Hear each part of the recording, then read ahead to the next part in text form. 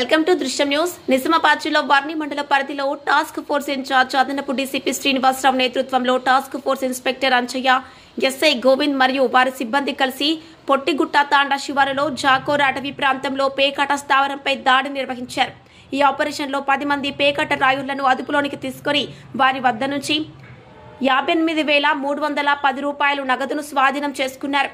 అలాగే పేకాట సామాగ్రిని కూడా పోలీసులు పట్టుకున్నారు. పట్టుబడ్డ వారిని వర్ణి SHOకి అప్పగించి చట్టపరమైన చర్యలు తీసుకుంటామన్నారు.